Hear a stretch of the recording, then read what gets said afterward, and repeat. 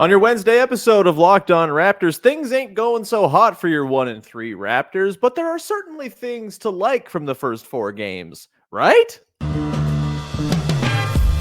You are Locked On Raptors, your daily Toronto Raptors podcast, part of the Locked On Podcast Network, your team every day.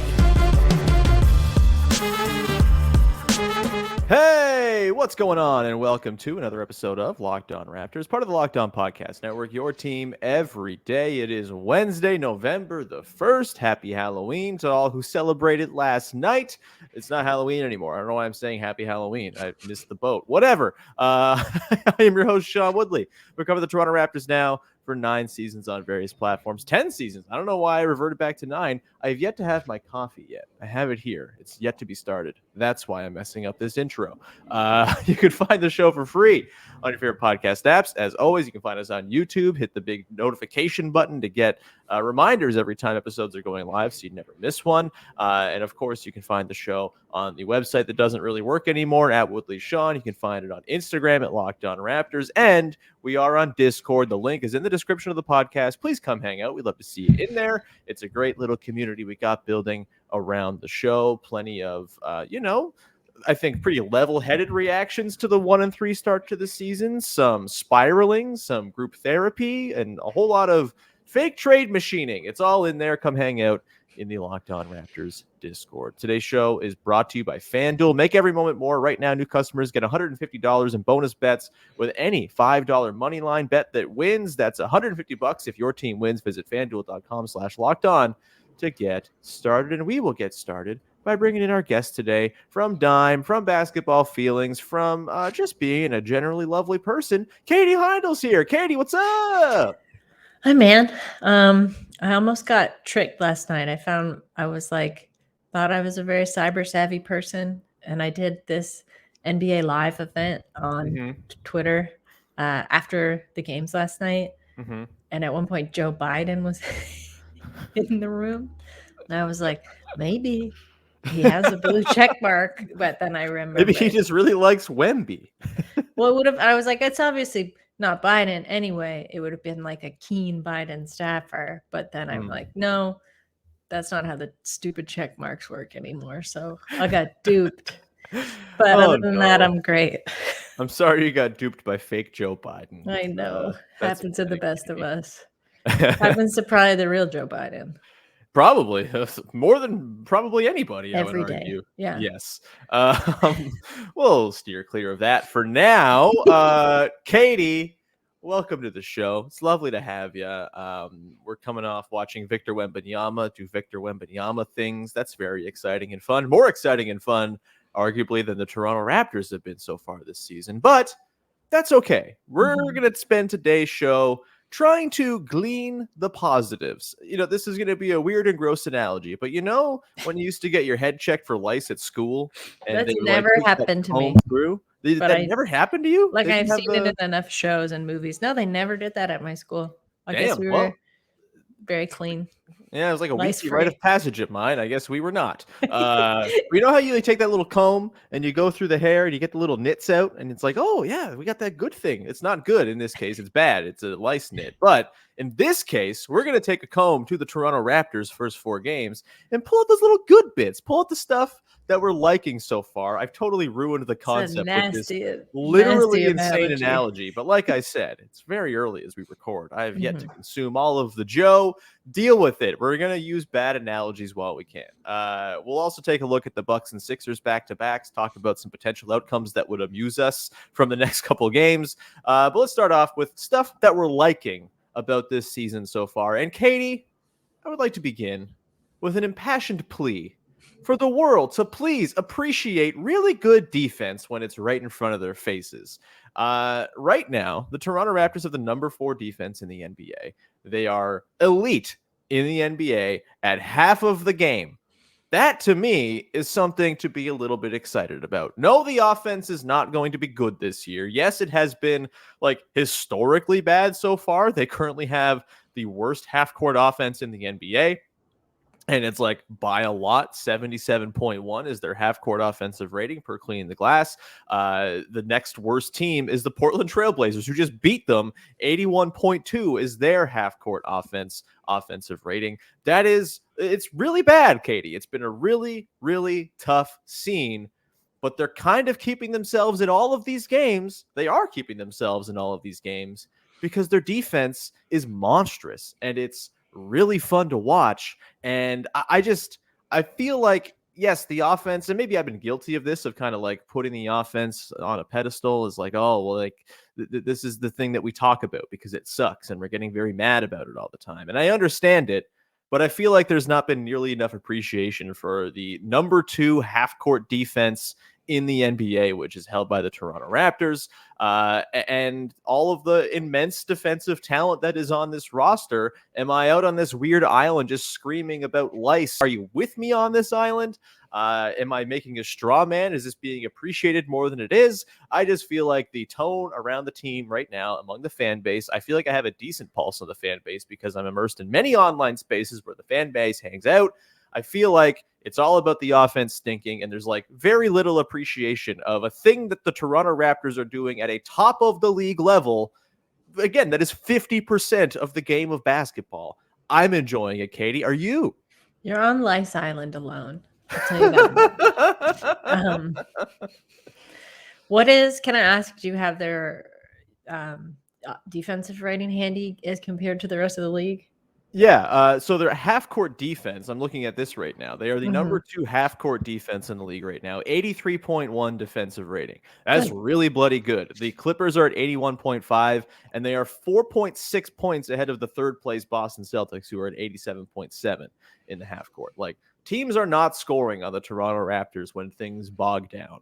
And I think that's cool, Katie. And I'll put them right now in terms of overall defensive rating. They are number 4 in the NBA. Of course, they are 30th in offense, which, that's a little bit of a discrepancy. We understand it's bad. We know there's just other good stuff happening beyond the bad offense is my kind of point here. Yeah, I mean, the silver lining I will offer, I think my stance hasn't honestly really changed. I don't feel like people should panic. And if they are, I think they didn't listen specifically to me when I said this is a good season to manage your expectations. Yeah. It's very hard not to go into a season and have outsized expectations, especially when you've got all these you got a new coach, you pretty much have a new team where they're like, this is a new look preseason Raptors. Yeah. Like we're going to have an entirely new style of play. Like nothing will be familiar, which is true and not true.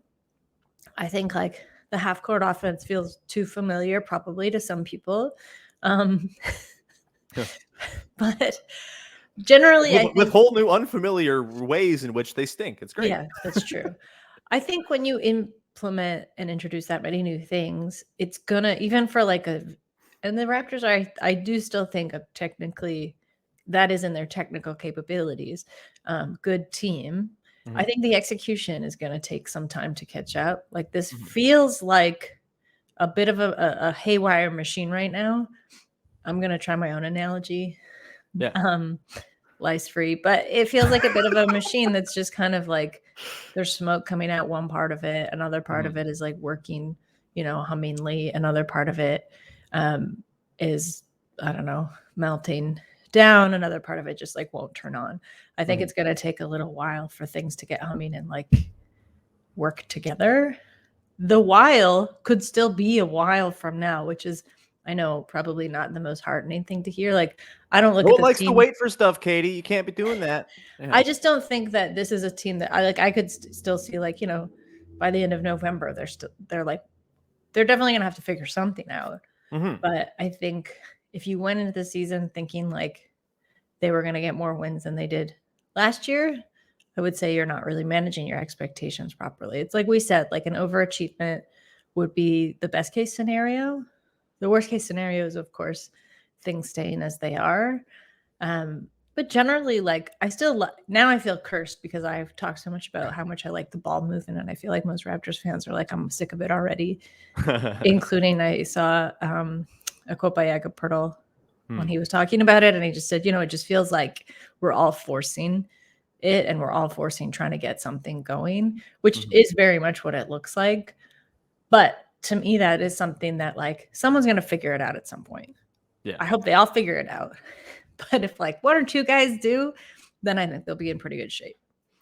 Yeah, and the thing is like the defense is at such a level that the bar for the offense to clear for this team to start turning these narrow losses into wins is not exactly high, right? Like even, with how bad the offense has been so far, they've lost all their losses have been single digit losses. And I know this is like damning with faint praise and all that stuff. Oh, there's moral victories. No, there's no moral victories. It sucks. They're 1-3. It's been bad. The Blazers loss was pretty unforgivable, but the defense is at such a level, and I don't think there's anything going on with the defense that looks particularly like wrong or unsustainable or whatever. Like they're an immensely talented defensive team. Of their 11 best players, 9 of them are plus defenders, and some of them are among the best defenders in all of basketball. Like Scottie Barnes is currently one of the sort of like shortlist guys for defensive player of the year if you hand that out after 4 games. He's been incredible. And so like there's a lot to like with that end of the floor. And the nice thing about that end of the floor too, Katie, is that it feeds the offense. Their transition attack has been incredible. They are number 3 right now in terms of points added per 100 possessions via transition on cleaning the glass. They are number 2 in points per play in transition, which is a big jump up from last year where they really struggled to convert on the run. They got into on the run a lot, but they didn't convert. They're at 154.2 offensive rating when it comes to their transition possessions. Like these are good signs, and I just don't see them being this bad on offense all season long, especially because, like you mentioned, they're at the early stage of figuring out whatever this system is and figuring out what parts of this system are untenable. Like, to me, Katie, an interesting and thing I kind of like about this start to the season as well is that there is like a challenge being posed to the people who run and play for the team. And I think that's interesting too. I actually want to get into this in just a sec, Katie. We'll do that momentarily. Before we do that, however, got to tell you about our good friends over at FanDuel, the #1 sports book in the game. You got to go check them out right now because right now you can score early this NFL season with FanDuel. New customers get $150 in bonus bets with any winning $5 money line bet. That's $150 if your team wins. If you've been thinking about joining FanDuel, there's no better time to get in on the action. And it's a super easy to use app. It's very seamless. It's very user friendly. The user interface is awesome. And there's a wide range of betting options, including spreads, player props, over-unders, and more. You talk about over-unders. You want to go take the under on Toronto Raptors points scored in any game they play? You could probably win some money doing that right now. You could also do the same for, in line with today's podcast theme, the defense. What is the Bucks? You want to take the under on the Bucks in tonight's game? Probably not the worst idea in the world, the way the Raptors have defended so far. You can go ahead and do that by visiting FanDuel.com/lockedon to kick off this NBA and, of course, the NFL season as it rolls along as well. FanDuel, the official partner of the NFL and of the Locked On Podcast Network. All right, we continue on here. Katie Heindl of Dime and Basketball Feelings is here. We're trying to dig into the stuff that doesn't make us want to pull our hair out about this Toronto Raptors team, Katie. I did run long there off the top. I do have a thing I want to get into regarding just sort of the process of watching a team adapt and learn from things that are not going well. But I do want to see the floor to you first. What's the thing that you've liked so far this year, Katie? What's the thing that's got you kind of being like, you know what? It's not all so bad. Well, I did have one more point to make in the first segment. Yeah. Which is, Darko's running a 10-man rotation. The starters who are left on this team aren't really used to that. Mm-hmm. I think that's going to take a minute to gel too, honestly. Yeah. And for everybody to kind of get into the rhythm of that. Because I would also say bench is not looking that deep. That doesn't mean it'll stay that way. But if you're running a 10-person rotation, you need the bench to deepen. Jalen McDaniels, if you hit a shot, it would be pretty cool. Just an idea, just like a thought. A shot, one shot. That's all. I think what I like still so far, and like what I think is a positive takeaway is a lot of what I saw in the home opener, and what we've kind of talked about in terms of how close these losses have been, which is that the energy has stayed fairly consistent throughout games. We're not seeing it kind of fall off a cliff in the third quarter. We're Mhm. not really seeing the Raptors have to dig themselves out of too much of a hole and like play catch up for the entire fourth and then just be so depleted that they can't actually close the gap. Mhm. I think the ability to sort of stick around and be persistent, be a little bit gritty. I'm not trying to I'd like to at this moment actually try and compare them to the Spurs because I would like that. But a lot of what I saw last night in that Spurs Suns game, the Suns, even without Booker and Bradley Beal, are still a pretty effective shooting juggernaut. And like, shout out you to Watanabe, who is like a shooter they are now really relying on alongside Kevin Durant. But the Spurs just hung around, right? Like they just hung around. They were really annoying. They didn't get their heads down too much at the losses. They didn't get that frustrated when their shots like really weren't falling, and they just kind of kept it within range. I think the Raptors will probably have to win a lot of games that way. I don't think we're looking at a team that can, handily win by 10 plus points. No. Right. I think these wins are going to be a bit scrappy, a bit like, okay, let's try something. Let's be really unselfish, which they have been so far, which is like very cool to see. Let's dive for loose balls. Let's try and make every possession count. I think some of that is getting lost when they're forcing these shots, right? And they're trying to just like, as Pirtle said, make something happen. But do ball movement for the sake of ball movement. Which, to be fair, that seems to be their offensive MO, right? It's like, this will spark something. But maybe try some of these other things, right? Like these other like little intangible skills that we talk about to spark some of that offensive energy or offensive juice or whatever. But yeah, generally, I think the energy is staying consistent. Yeah. I like that. I think there was this notion that they like kind of laid down and died against the Blazers. I don't think that's true. I just think they did not play well, but I don't think they were like passive in the way they let the game get away from them. They did, and then they came back. Like that's the frustrating thing. Like you make it to overtime, and then you still lose that game. Yeah, the Bulls. Oh, sorry, the Bulls game. Sorry, that game. But yeah, we don't talk about that anymore. But yeah, like that. Honestly, like one of my most encouraging things from the weekend was like that team lays down and dies in that Bulls game last year after losing the plot in regulation. Like, yeah, they lost the game, but like I didn't see them like kind of roll over and play like, all right, well, we'll come back tomorrow. Like, no, like I think we're still kind of assigning a lot of the feelings we had about last year's version of the team to this very new version of the team. And I just don't think we've seen nearly enough to know exactly how the responses are going to be when things don't go perfectly well, right? I think we knew what those responses were going to be last year. They were going to be pretty lax and not all that responsive. I think this year, part of kind of going back to the original point I wanted to get into here, Katie, is I'm enjoying the idea that there is stuff to figure out. I don't think they're going to be this historically bad on offense all season long. And it's because like there are still things to do within the offense that they're not really doing that they can adapt and change and tweak. And there are lots of different moves they have left to make.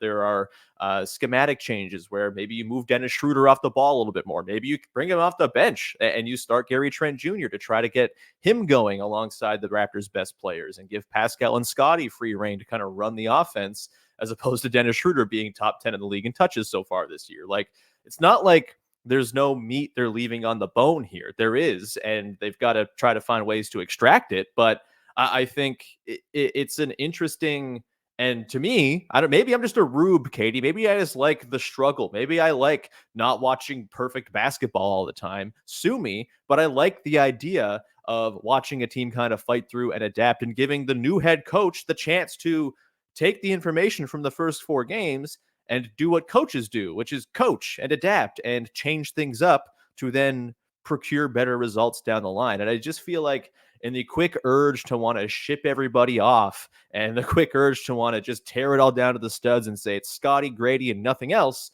I just kind of feel like it's kind of missing kind of the point of the whole thing when you have a young and building team. And if your expectations coming into the season, to your original point, were tempered and normal, I don't think a 1-3 start where the offense looks this bad and the defense looks this great should change your outlook on the team whatsoever. I picked them to finish 42-40 because I thought the defense would be that legit, and I was, kind of banking it on a bit of a jump from Scottie Barnes.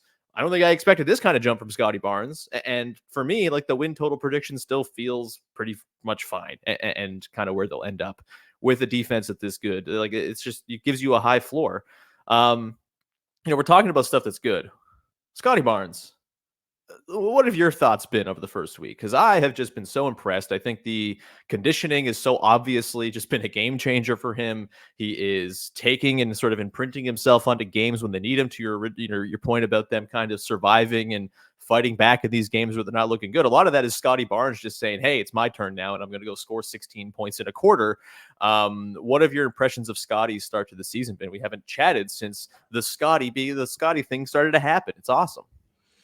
It's been really cool. It's been really cool to see. I think he started playing through some of the overall like team frustrations, which is also cool to see. I think to me the biggest change from last year is him stepping into his physicality and realizing what he can do with it. He can kind of get to spots. He can make spots. He can muscle his way in. I've liked to see him there, even like kind of up around the rim, like defensively too. So yeah, I think that to me was something that there were games last year when he had it, and then games where he looked really reluctant or like a little bit lost. And even in the losses, I would say like he doesn't look that way anymore. He definitely looks like he knows where he's supposed to be. He knows what he's doing. I think a lot of that comes down to the kind of two-way communication that Rajakovic and the coaching staff have really preached that they have, and they're trying to, treat a little bit differently this season. Because definitely there were times last year when he looked like he was really lacking instruction. Like, you forget sometimes, because I think of the expectations projected onto him. He's a really young guy still. Yeah.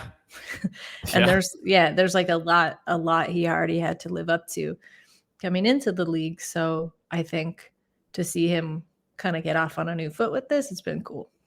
Yeah, it's been a treat. And I honestly think too, one of the things I'm really looking forward to over the next few months, like, look, I kind of went on a bit of a thing yesterday on the website that doesn't work anymore about how I think it's dumb that we're jumping to the notion of trades so quickly. And I do think it's dumb we're jumping to trades so quickly. Like, trades don't happen until December. Unless you're James Harden, you don't get traded until December 15th. So what are we wasting our breath for here? We don't even know what kind of trades we're talking about because we don't have information of what's to come in the next 2 months. And frankly, I think, the idea that, this is just the same situation as last year is wrong, because Scottie Barnes looks like that dude. And if Scottie Barnes is that dude, then the context around the entire team changes significantly. And I think the next few months are very much about figuring out, okay, if Scottie's this guy, how do the rest of the dudes fit here? And what is the sort of course forward? I don't think we know just yet what those answers are. I don't think we know the answer to the Pascal or OG questions. I think, obviously things have been a little rocky with the Pascal fit, but I think the game against the Blazers, as much as he went 0 of 6 from deep, the fact that he got 9 of 15 off from 2, that to me suggests, hey, they're working on kind of massaging that fit. And those two guys have a track record of working well together when the roster around them is conducive to letting them kind of do what they do. I think the next few months are going to be super informative and give us basically the information we need, or the front office needs, to make the decisions they got to make. All of the trade stuff is going to be warranted if it looks like this 2 months from now still. Obviously, I'm not saying that this is not going to happen. I'm not saying I'm not going to partake in fake trade marathons on this podcast between January and February, because it probably will happen. But right now, like, just give it some time to breathe and see what this new version of Scottie actually means for the context of this team. And to me, that's like an exciting thing to keep an eye on and watch for every single night. We'll come back on the other side, Katie. We'll get into the Bucks and Sixers games back to back tonight and tomorrow. A couple big ones. You don't want to fall to 1-5. One would think. It will be really hilarious if they win both of these games. And is it on the table? Maybe not. But we'll get into our hopes and dreams and expectations, what we're looking for in these two games coming up in just 1 second. All right, Katie, let's round it out here. Bucks tonight, Sixers tomorrow. The Sixers game is a TNT game. I didn't realize until watching that Spurs-Suns game last night. That's fun. the whole world will get to see the depths to which this offense can fall. It's great. But tonight we get the first look at the Dame Giannis duo. The Bucks have been kind of uneven so far this year. The Sixers have been quite good. Tyrese Maxey is a problem. We've already seen the Sixers. So maybe we kind of focus this on the Bucks a little bit more. What are you looking for tonight? What are you excited about? What's got your sort of attention as the Raptors take on the Bucks at home for the first time in the Dame Lillard era? We're not calling it, what is it, freak time they're trying to call it? No, thanks. What are we doing? I like that, though. You like freak time? I think it's really if funny. You like it, then it might be good. You have good taste in these. I think it's funny because it's so bad. And it's like like if you said it to someone who didn't know you were talking about it in context, it's even funnier. Yeah. I might just say that to my grandma, like, "Hey, Grandma, you watching the game tonight? Freak time's happening." I mean, then that could just be like, she thinks like you're freaking out, right? Like it's freaking out time. I think in this game, I'm probably looking for more of that energy I talked about earlier, and a fight, like a bit of a fight, to not get super flustered. Like Giannis is huge; he can go anywhere he wants. I would love to see.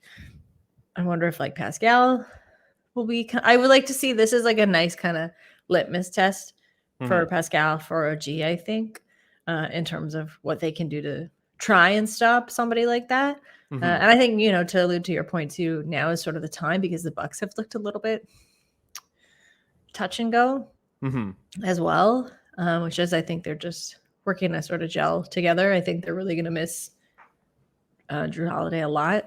Yeah. And I think it's actually thrown Brook Lopez into a bit of a kind of confused situation to not just have like somebody deflecting guys onto him all the time.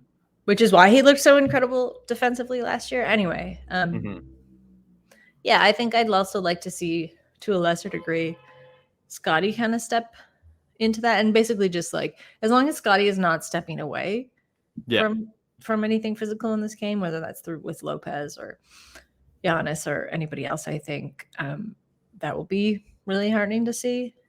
I mean, generally, you just want to see consistency. It'd be nice if they could get some shots up, because man, if they can't, the game's going to be pretty over and bad pretty quickly. Yeah. Hey, the Bucks come into this game with the 25th ranked defense in the NBA. Yes, the Blazers came into the last game with the 29th ranked defense, and it didn't matter. But who's to say? Maybe going up against Giannis and Brook Lopez will be the salve this offense needs. You know what I would actually like to see? I would like to see them try and capitalize on Lopez's kind of unsteadiness right now, and try and get up close and like try and get to the basket, instead of trying to force these shots that like clearly aren't going anywhere. Just do that. I mean, unstoppable force versus immovable object. The Brook Lopez struggles versus the Jakob Poeltl struggles. Give it a shot. Watching this one. Yeah. I think it will be a pretty fun litmus test for the defense going up against the Dame Giannis of it all. And it's not like Dame and Giannis have been kind of leaning into what will eventually be their best play, the Dame Giannis pick and roll. It's been pretty lightly used so far. But, having those two dudes on the floor is going to make for a challenge. And I do think like the Raptors are probably as equipped to guard this team as any team in the league, between OG, Pascal, Scottie, Yak as your sort of Giannis guys. Like Yak, I think, kind of fits into the Gasol role that he used to so excel at guarding Giannis. I think we've obviously seen OG has his moments. Scottie obviously is kind of taking a step on that end of the floor. And then you have Dennis Schroeder at the point of attack to chase around Damian Lillard. Like, you can't really ask for better than that either. He's a really good point of attack defender. I'm kind of fascinated by this matchup, and I think, hey, maybe there's a chance here the Raptors can capitalize on the Bucks not looking so hot early in the year, figuring things out, throw a little junk at them with their defense, and see if they can pull one out. I would not be shocked if they pulled out this game by any means. It's the early part of the season. Weird stuff happens all the time. And the Bucks have not been very good. They're a minus 2.2 net rating. The Raptors are minus 2.8. It's everyone in the East kind of sucks right now, Katie. I guess that's one last thing to note. No one's good at the moment. Like, you can think the Raptors are special in their suckitude, but no, everyone's kind of going through it right now, except for Boston and Philly. It seems everyone's like the Cavs are 1-3. The Bucks have a negative differential. Like, it's early days. The Heat, your beloved Heat, not looking so hot either. Do you have any last thoughts on this Bucks Sixers duo of games? Like, what would be the funniest outcome to you here? Is it they lose both games and everything falls into a total like mass hysteria? Is it they win both games and everyone's like, oh, maybe we spoke too soon after 4 games of basketball in less than a week? What's the funniest thing you're rooting for here, Katie? I think it's that they win both games looking the exact same way that they have. Yeah, the formula is working. That'd be pretty funny. Like, just scrape out 94, 91 wins against both teams. It would require the Sixers and the Bucks being awful to win that way, but that would be the funniest to me. Is there something charming to you, Katie, about the fact that every other team is able to score like 120 points and every single Raptors game is in the 90s and like they're a sore thumb on the list of box scores? It's kind of hilarious. I don't know. No, that Knicks and Cavs game last night was pretty low scoring. Yeah. I mean, Thibodeau loves a defensive strategy. So Sure. I think that's probably what these two teams have in common. No, I really wouldn't call it charming. No? Like, For the lack of 3-point shooting. I'm just gonna pull up the box scores from Monday night, the 30th. Yeah, I'm pretty sure there were like 12 games that night. Every single one, both teams scored over 100. The only 2 teams in the entire NBA to score under 100 points that night were the Blazers and the Raptors. I think that's cool. That's a badge of honor. You're playing nasty ball in a world where nasty ball has been outlawed by the rules and the defensive disadvantages that teams find themselves at. The Raptors are zigging while they're zagging, Katie. I like think you're on cool. Tick Island with that one. I'm on Lice Island. You're right. Yeah. Oh, Lice Island. Sorry. Yeah. Tick Island should be on Tick Island. I'm just on like a nasty island full of small bugs. There's fleas there. There's sand fleas. There's fruit flies. Just like pig pen on an island, talking about how the defense is good as ships pass by in the night. It's great. I'm having a great time. Bring coconuts. Katie, this is a weird podcast, but I had a fun time. Do you have any last parting shots? Anything you want to say or plug before we get out of here? Nothing to say. Just manage your expectations, everybody. I will plug. You mentioned Halloween off the top. I know it's not Halloween. It is regrettably November 1st, but I did write a Halloween story. Hell yeah, you did. About a bunch of it's like the NBPA, but for monsters in the NBA trying to figure out if Victor Wembanyama is a monster. You'll have to read it to find out, is he not, and what kind of monster is he or is he not. And then if you want to listen to that NBA Spaces I mentioned, it was recorded, so you can go to my Twitter profile, X profile, and you can listen to it there. We also talked about Halloween costumes. That's really what we're in it for, is the NBA talk. Fine. Halloween costume talk with Katie. I mean, we had a whole podcast about it last week. You're the best at it. You're the number one in the game. I have yet to read your monster story, but I'm very excited, Katie. It's one of my favorite things. It's one of the only things I do read anymore. So I'm a very bad reader, Katie. It's hard to get into it. Why would I read when video games exist? But that's it. We'll leave it there. Thank you so much for tuning in. Please follow, subscribe to, rate, review, all that good stuff wherever you get your podcasts. We'll be back again tomorrow to break down the game against the Milwaukee Bucks. Might record late tonight to see how the schedule's looking out. But we'll have quick reaction, the very least, early tomorrow morning about the Raptors-Bucks game. And then, of course, Raptors-Sixers on Thursday. We'll recap that on Friday. We're into the recap rhythm. I like it. It's very fun. And my week's got a little bit of a pace and a cadence to it now. It's swell. And we're not talking about trade stuff every day like we did all summer. Anyway, find the show on Discord. Link is in the description. Come hang out. We got like 235 little sickos in there, just like you, waiting to talk to you about basketball and the Toronto Raptors. It's a great little place. It's a nice little family. And it's less toxic than all the other corners of Toronto Raptors internet. So come hang out. And we will talk to you again on Thursday with another episode of Locked On Raptors. Thanks for hanging. Bye-bye.